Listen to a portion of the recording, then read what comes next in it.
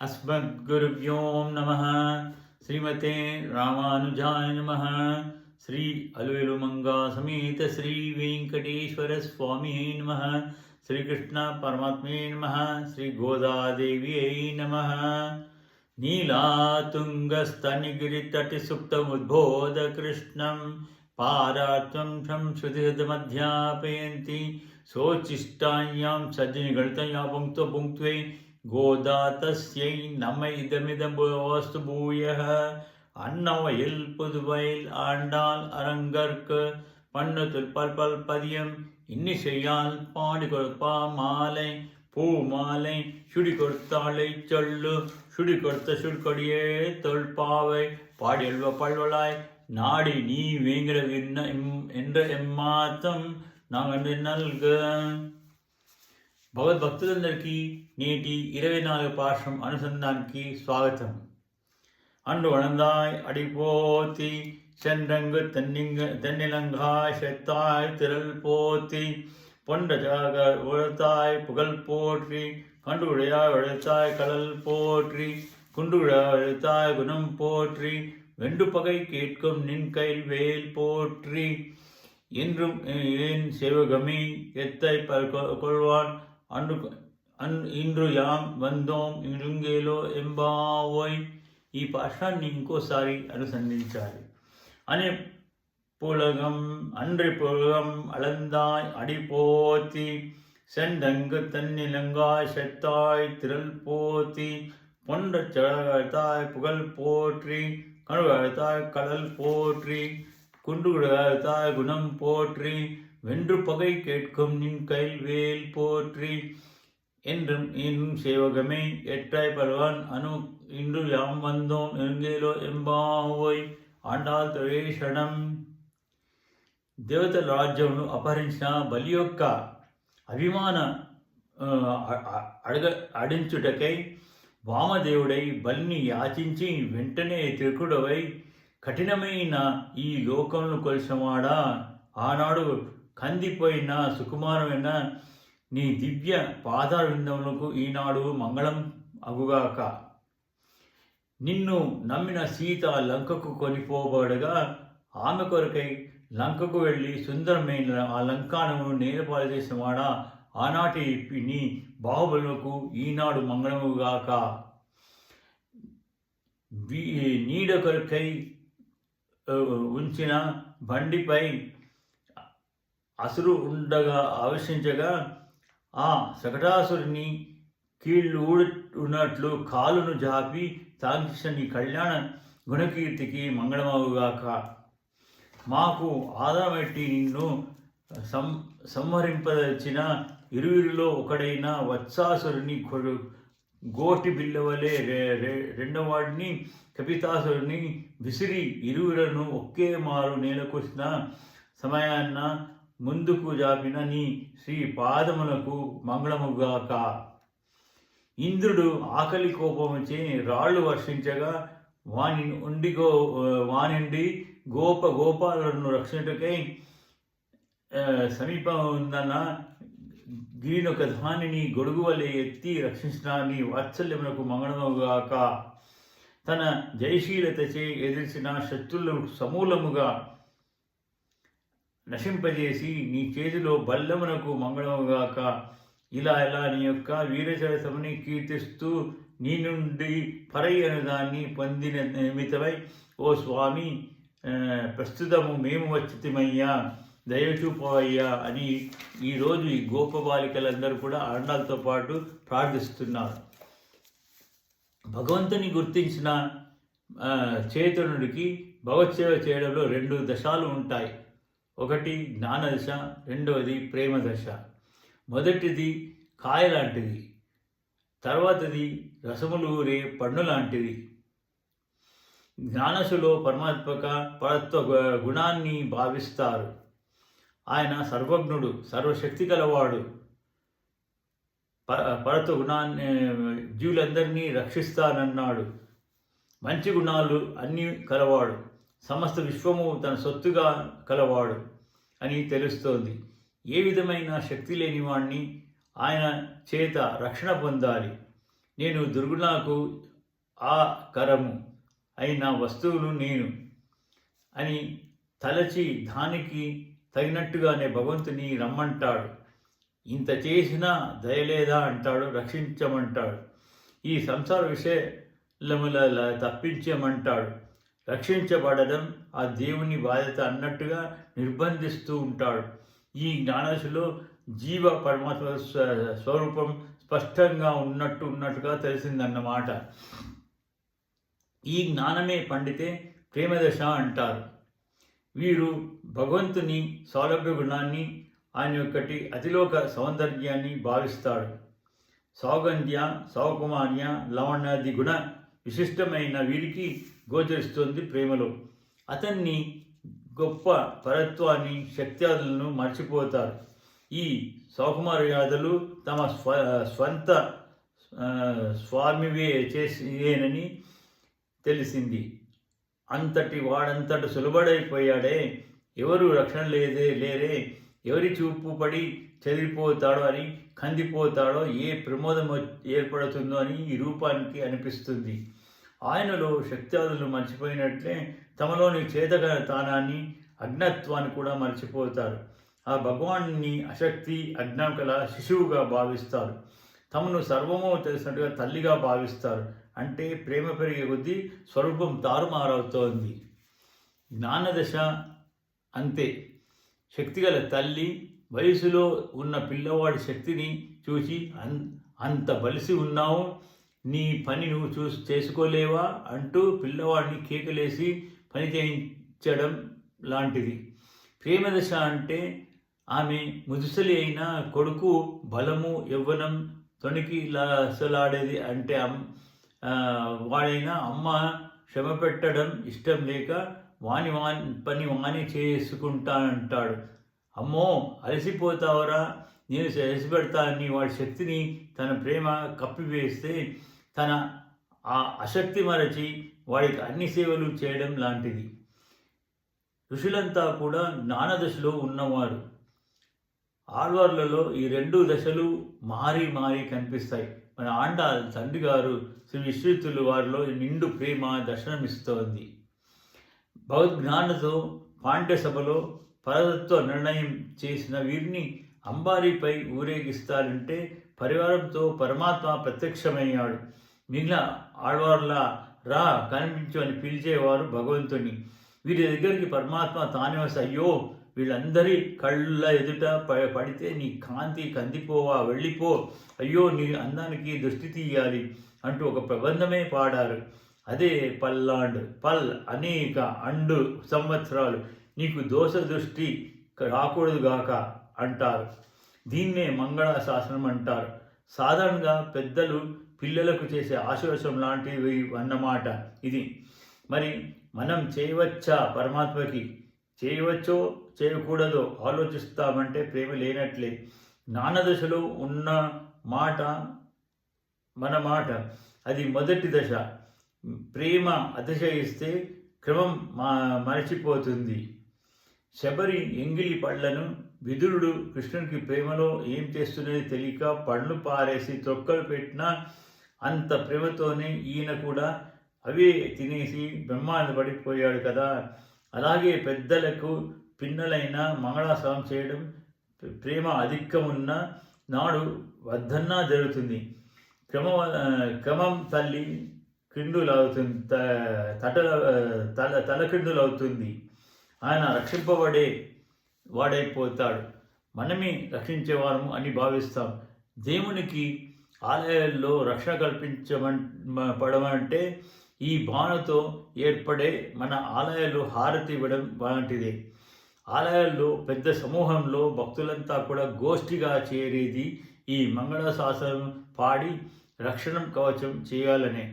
ఆండాల్ ఇంతమంది గోపికలతో బయలుదేరినది కూడా అందుకే. తలుపులు, తాళాలు, ప్రాకారాల నిర్మాణం ఆ ప్రేమతోటే చేస్తారు. ఆ భక్తుల ప్రేమపూర్వక మంగళాశాసనమే భగవంతునికి గొప్ప ప్రాకారం.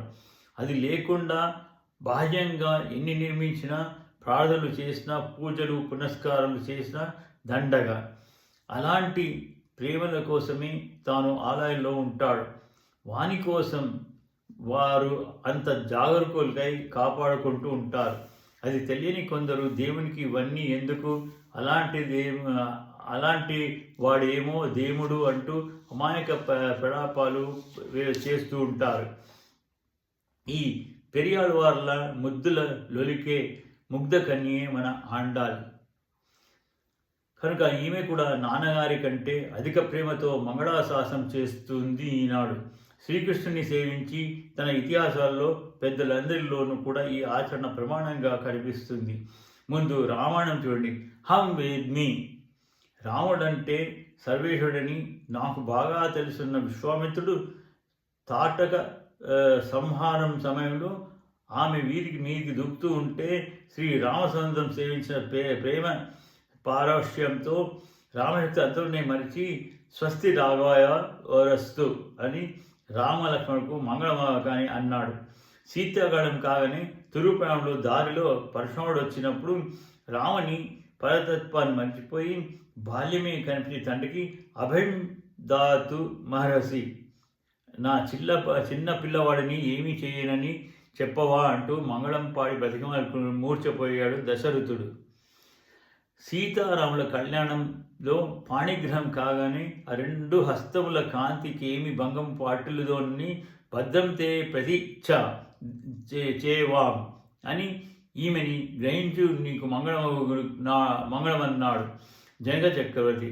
అంతకంటే కూడా జ్ఞానులు తపశ్శాలులు రైన దండగా ఋషులంతా కూడా తత్వవేత్తల ఉండి కూడా శ్రీరాముని అందం చూసి శక్తివర్చి మంగళాన్ని ప్రయంకుంజాన ప్రత్యగృహ్ణాన్, మంగళాశాసనం చేయకుండా ఉండలేకపోయారు. జటాయువు ఒక పక్షి రాముని చూచి సీత లభించే వరకు కూడా నీకే ప్రమాదము రాకుండుగాక, యాం ఓషధి మినాయష్మన్ అన్వశపి మహావని అంటూ ఆశీర్వదించి ప్రాణం వదిలింది. ఇది తగునా అని ఆలోచిస్తే తెలియదు. ప్రేమలేని హృదయం ఉండటం వల్ల మన లోపమే ఇది. కోతి హనుమ శ్రీరాముని మొదటిసారి చూస్తూనే కిమర్థం నా విభూషిత భావ, చేతుల్లో అలంకారంతో కప్పుకోకుండా ఉన్నావే, ఎవరైనా చూస్తే పడితే వాడిపోవు అన్నారు. ఎన్నని చెప్తాను. సీతా సుగ్రీవుడు అయోధ్య పురజనులు ఎందరో ప్రేమతో శ్రీరాముడికి మంగళం పాడినవారే. ఇక భాగవతంలోకి వస్తే కృష్ణుడి విషయంలో నందుడు, గోపికలు, జైలులో వసుదేవుడు, దేవికీదేవి, విదురుడు చెప్పుకోపోతే ఉంటే భక్తులంతా కూడా మంగళశాస్త్రాల పరులే. భగవన్మని నిష్కలమైన ప్రేమతో ఆశీర్వదించారు. ఈనాడు మన ఆండ అదే చేస్తోంది. స్వార్థం కల అర్జునుడు సేనోభయో మధ్య రథం స్థాపయ అనగానే చిత్తం అంటూ నిలబెట్టాడు రథాన్ని. ఇక ప్రేమమూర్తులను గోపికలు చెప్తే చేయడమని లేచి రమ్మనగానే నడవసాగాడు. ఇంగవే అన్నారు, అంటే ఇలాగంటూ చూపారు. అలానే చతుర్గతితో వీళ్ళని కాస్త అల్లరి పెడదామని చిలిపివాడు కావడంతో పాదాలు ఎత్తెత్తి నడుస్తున్నారు. వీరు వెనుకనే నడుస్తున్నారు. స్వామి పాద ఎర్రదం వీరికి కనిపిస్తోంది. ఆసనంలో అమ్మతో పాటు కూర్చున్నాడు. ఒక పాదం క్రింద చాపి రెండవ పాదం తొడపై పెట్టాడు. ఆ పాదం వీరికి కనిపిస్తోంది. పైగా అరికాలు ఊపుతూ ఉన్నాడు కూడా. వీళ్ళు ఆ ఎర్రదనం చూచి అది సహజమైన రంగే అయినా తాము నడిపించిన వల్లలే కందిపోయిందని కలత చెందారు. ఏదో అడగాలని వచ్చామని మరచారు. శ్రమ పరిహారం కోసం మంగళం పాడనారంభించారు. పద్మపుత్రి అయిన అత్యంత సుకుమారి లక్ష్మీదేవి కూడా స్పర్శించడానికి ఎక్కడ కందిపోతుందో అని బెంగపడే పాదాల విందాలని గోపికలు తమ శరీరులపైన వక్షస్థలపైన సేద తీర్చుకొని పాదాల విందాలని అట్టివాణ్ణి ప్రేమ ఉందనుకొని నేలపై నడిపించి కందిపోయినట్లే చేశామే. స్వార్థపైన దేవతల కోసం ఎన్నోసార్లు భూమిపై సంచరించినప్పుడు కూడా ఇలాగే కందిపోయి ఉండవచ్చు. స్వామి సౌకుమాన్ని చూడకుండా ఆనాడు వాళ్ళు ఇలానే త్రిప్పారే, మేము అదే చేశామే, ఎంత కఠినమయ్యామేమని నొచ్చుకున్నారు. ఈనాడు ఈ శ్రమతో పాటు ఆనాడు త్రిక్కుడైన భూమి వాడు కలిగిన శ్రమకు మంగళం పాడసాగారు. అప్పుడు దానికి ఇప్పుడెందుకు అనిపిస్తోంది మనకైతే. అయితే భక్తులు భగవానుడు కాలమని ఉపాధి అడ్డు తీసేస్తాడు. అప్పటికి ఇప్పటికీ అవే వీరికి ఎదురుగానే సాక్షాత్స్తున్నాయి. ఆయా కాలాల్లో కలిగిన శ్రమకు అప్పుడెవరు కూడా దృష్టి తీయలేదే. ఆ లోపం తీరేటట్టు ఇప్పుడు మంగళం పాడదాం అంటూ షడ్ర సోపేత భోజనం చేస్తున్నట్టు పోతి పోతి అంటూ 6 సార్లు మంగళం పాడింది అమ్మ ఆండాల్.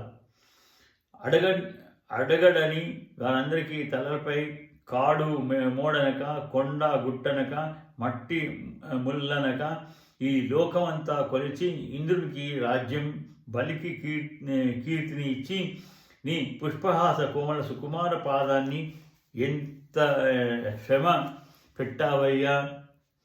కృతజ్ఞత సంతోషం రెండూ తెలియని భూమిని కొలిచి బలి అభిమానించి కాపాడేటట్లు మా స్త్రీతత్వ అభిమానం నుంచి మమ్ము కాపాడి నీ పాద దాసులుగా చేసుకున్నావే. మా అభిమానాన్ని నుంచి సన్మానంలో నిలిపేది ఈ శ్రీ పాదమే కదా. ఆ వాత్సల్యపూర్ణమైన శ్రీపాదకి మంగళం. ఆనాడు ఎవ్వరికీ ఆ జ్ఞానమే లేకపోయింది. ఆ లోటు తీరే మేమీనాడు పాడుతున్నామయ్యా అంటూ మంగళం పాడారు. ఇంతలో మరొకటి గుర్తొచ్చింది. రామావతారం సమయంలో జరిగినది. కదలక కొలిచిన ఆ పాదం సంగతలా ఉండనివ్వండి. అయోధ్య నుండి లంకానగరం నడిచిన ఈ పాదం చూసారా? ఆనాడు త్రికుడైన కొలిస్తే ఆ పాపాన్ని బ్రహ్మ కడిగే శివుడు శిరమున తీర్థాన్ని దాల్చే దానికి ఏమి 14 సంవత్సరములు దారి తెన్ను లేని కారడిలో తెగించి నడిచిపోయిన పాదం మా శ్రీరామునిది. పైగా పాదుకలు కాస్త భరతుడు తీసుకొని పోయాడు.